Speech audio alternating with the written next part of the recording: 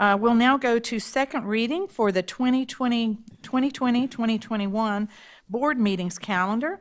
And let's go ahead and get this motion on the floor and see if we want to discuss it. Do I hear a motion to approve policy, the 2020-2021 board meetings calendar?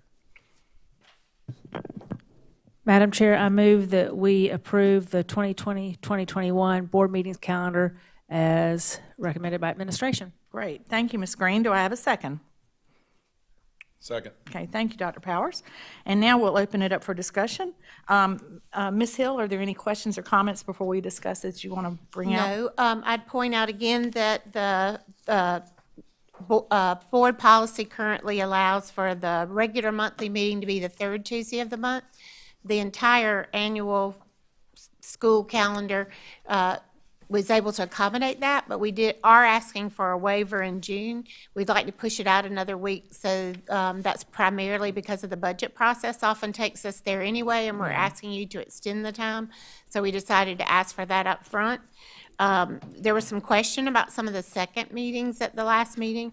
We're studying those, but we do know that we need the August 4th and September 8th ones in particular for last-minute HR hirings. We need to be able to have a place for that. And this December 8th would probably be where we would hold the new board members training after the election in November. Yeah, it is an election year, so that's good. Okay, board, you've heard Ms. Hill's presentation. Are there any questions or comments regarding this calendar? I had some comments last time, so I'm just curious, does everyone think we still need all of these additional meetings? I know she mentioned the ones we do need, but I still don't think we need the April and May meetings or the October. Okay, thank you, Ms. Garris. Anyone else have a question or comment? I'd like to ask Dr. Little, those extra meetings, those are generally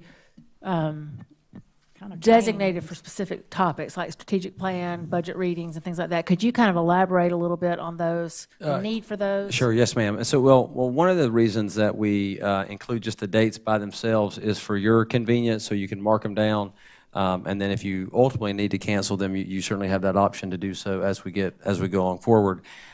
For example, June's second meeting is really more of an HR meeting. August is typically that as well. September, we do a board workshop that meeting. October, there's is my evaluation is really the focus of that second meeting.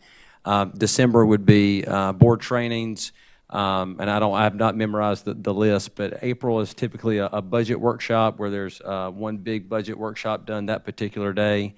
So it's for those types of things, and it's really for the board's convenience. To break down different topics and to work through those types of things. We really tried to minimize that second. I think when we looked at these, we really tried to minimize the second meeting when we could get to it. But those are really the topics that are typically covered in those second meetings. But it's certainly up for the board to, for your convenience and to, again, if we approach those meetings and the board doesn't want to have the meeting or needs to cancel the meeting, you can certainly do so as well. Okay. I know last year we did not have a budget workshop. We had small group meetings. So I don't like small group meetings. I think they're counterproductive.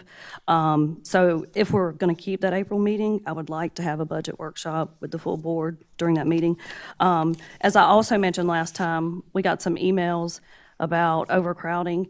And Ms. Smith, you told the lady that we would look into moving our May board meeting to a larger facility, and that you agreed that the board agrees that it was far from ideal.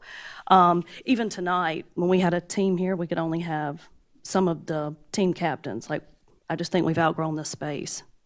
We can't. I don't think it's fair not to have a whole team here. Okay, thank you, Ms. Garris. Any other comments or questions, board? Well, I would just like to make I like we're all very busy, and the school year, once it gets rolling, is very busy. And having placeholders for these potential second meetings, I prefer. It's a lot easier to take them out than it is to add them in as we're going along in the school year.